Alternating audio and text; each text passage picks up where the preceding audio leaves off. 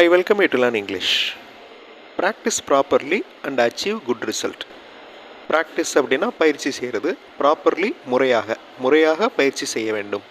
And achieve good result கிடைக்கும். Meaning மாறாமல் to அப்படிங்கிற வேர்டை உள்ளே இன்க்ளூட் பண்ணணும். அதே மாதிரி மீனிங் மாறாமல் ஸோ அப்படிங்கிற வேர்டை உள்ளே இன்க்ளூட் பண்ணணும். இந்த எக்ஸசைஸ் உங்களுடைய ரைட்டிங் அண்ட் ஸ்பீக்கிங் ஸ்கில்லை நல்லா டெவலப் பண்ணும். இதில் பாருங்களேன், practice properly and achieve good result, இது நான் கொடுத்தது. இதோட டூ ஆட் பண்ணால் to achieve good result practice properly, நல்ல ரிசல்ட் பெற முறையாக பயிற்சி எடுங்கள் அப்படின்னு அந்த வாக்கியம் மாறுது. அதே மாதிரி practice properly so you can achieve good result, முறையாக பயிற்சி செய்யுங்கள், அதனால் உங்களால் நல்ல ரிசல்ட்டை பெற முடியும். ஸோ 3 டைப்ஸ் ஆஃப் சென்டென்சஸ், 3 சென்டென்சஸுமே ஒரே மீனிங் இருக்குது. இந்த மாதிரி ஒரு எக்ஸசைஸ் இந்த வீடியோவில் பண்ண போகிறோம். I welcome you to the channel சென்டாக்ஸ். உங்களுடைய ஸ்போக்கன் இங்கிலீஷ் ஸ்கில் டெவலப் பண்ணுறதுக்கு வீடியோஸ் அப்லோட் பண்ணிட்டு வரேன். ப்ராக்டிஸ் பண்ணிட்டே இருங்க, கண்டிப்பாக டெவலப்மெண்ட் இருக்கும். Now look at this sentence. You go earlier, நீங்கள் சீக்கிரமாக போங்க. அண்டு கேட்ச் த பஸ், மற்றும் பஸ்ஸை பிடிச்சிருங்க.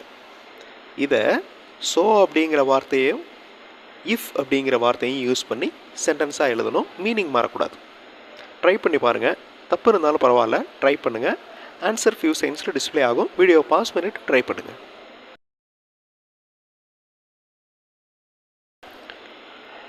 யூ வெண்ட் இயர்லியர், நீங்கள் வேகமாக போயிட்டீங்க, அதனால் நீங்கள் பஸ்ஸை பிடிச்சிட்டிங்க.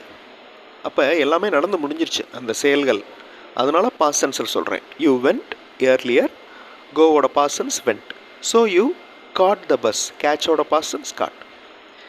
நீங்கள் சீக்கிரம் போனால் அவங்களால பஸ்ஸை பிடிக்க முடியும். If you go earlier you can catch the bus. So கொடுத்துருக்கிற 3 சென்டென்சஸ்லையும் ஒரே மீனிங் தான் இருக்குது.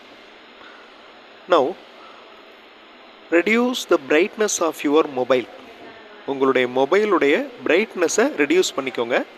It is not good for your eyes, இது உங்களுடைய கண்களுக்கு நல்லதில்லை. இந்த வாக்கியங்களை இஃப் அப்படிங்கிற கன்ஜங்ஷன் யூஸ் பண்ணி சென்டென்ஸ் ஃப்ரேம் பண்ணுங்கள். தமிழ் வாக்கியத்தை நல்லா படித்து பார்த்துக்கோங்க. தென் அண்ட் அப்படிங்கிற கன்ஜங்ஷன் யூஸ் பண்ணி சென்டென்ஸ் ஃப்ரேம் பண்ணுங்கள். வீடியோ பாஸ் பண்ணிட்டு ட்ரை பண்ணுங்கள். ஆன்சர் ஃபியூ செகண்ட்ஸில் டிஸ்பிளே ஆகும்.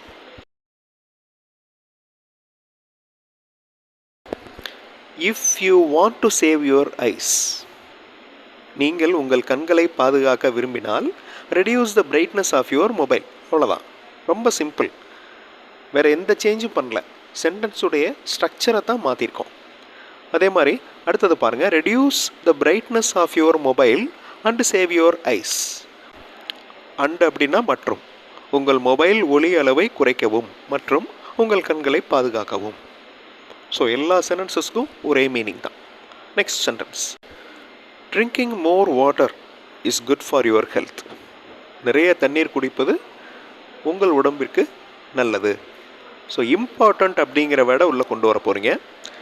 அப்படி கொண்டு வந்தீங்கன்னா அந்த சென்டென்ஸ் எப்படி வரும்? நிறைய தண்ணீர் குடிப்பது என்பது மிக முக்கியம் உங்கள் உடல் நலனுக்காக. அதே மாதிரி ஃபார் அப்படின்னு ஒரு சென்டென்ஸ் ஆரம்பிக்கணும். உங்களுடைய உடல் நலனிற்காக தண்ணீர் நிறைய குடிக்கவும். வீடியோ பாஸ் பண்ணிவிட்டு சென்டென்சஸ் ஃப்ரேம் பண்ணுங்கள். ஆன்சர் ஃபியூ செகண்ட்ஸில் டிஸ்பிளே ஆகும். ட்ரை பண்ணுங்கள், கண்டிப்பாக உங்களால் முடியும்.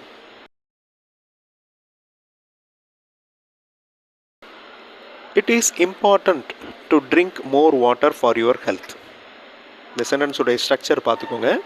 இம்பார்ட்டண்ட் அப்படிங்கிற வேர்டை உள்ளே கொண்டு வந்திருக்கோம். It is important to drink more water for your health. அதே மாதிரி ஃபார்னு ஆரம்பிச்சிருக்கோம். For your good health drink more water.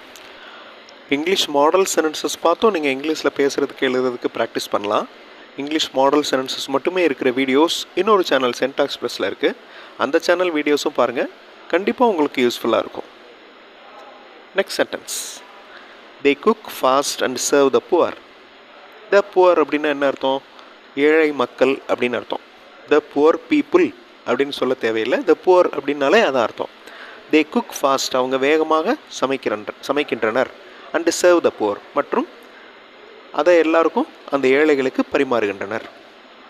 இந்த வாக்கியத்தை டு அப்படிங்கிற வேர்டு யூஸ் பண்ணி மாற்றணும். அன்லெஸ் அப்படிங்கிற வேர்டு யூஸ் பண்ணி ஒரு சென்டென்ஸ் ஃப்ரேம் பண்ணணும். வீடியோ பாஸ் பண்ணிவிட்டு ட்ரை பண்ணுங்கள். ஆன்சர் ஃபியூ செகண்ட்ஸில் டிஸ்பிளே ஆகும். ட்ரை பண்ணுங்கள், தப்பு இருந்தாலும் பரவாயில்ல, கண்டிப்பாக உங்களால் முடியும்.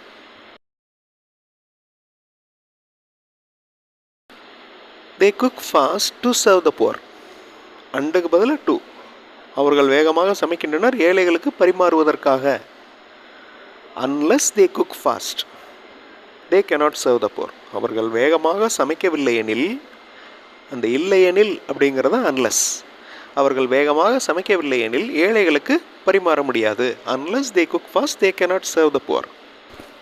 Next sentence, if they submit earlier they may get full marks. அவங்க சீக்கிரமாக சப்மிட் பண்ணிட்டாங்கன்னா அவங்களுக்கு ஃபுல் மார்க் கிடைக்கலாம். இந்த வாக்கியத்தை ஸோ அப்படிங்கிற கன்ஜங்ஷன் யூஸ் பண்ணி, தென் அண்ட் அப்படிங்கிற கன்ஜங்ஷன் யூஸ் பண்ணி சென்டென்சஸ் ஃப்ரேம் பண்ணுங்கள். அந்த சென்டென்சஸுடைய மீனிங் நான் தமிழில் கொடுத்துருக்கேன். அதை வாசித்து பொறுமையாக ஃப்ரேம் பண்ணுங்கள். ட்ரை பண்ணுங்கள். ஷியோராக உங்களால் முடியும். ஆன்சர் ஃபியூ செகண்ட்ஸில் டிஸ்பிளே ஆகும். வீடியோ பாஸ் பண்ணிவிட்டு ட்ரை பண்ணுங்கள்.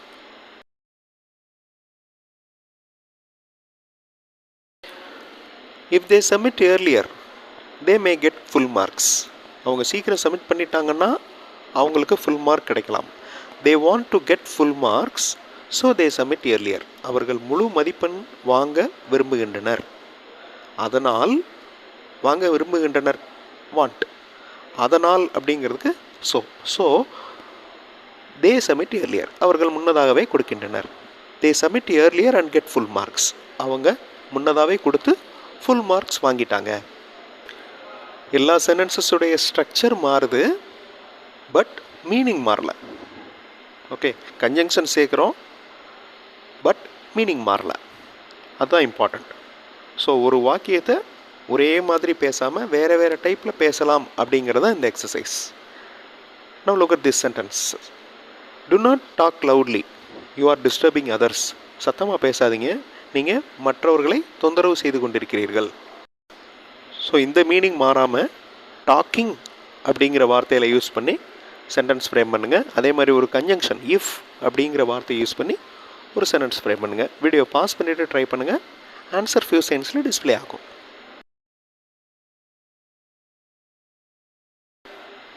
Do not talk loudly. You are disturbing others.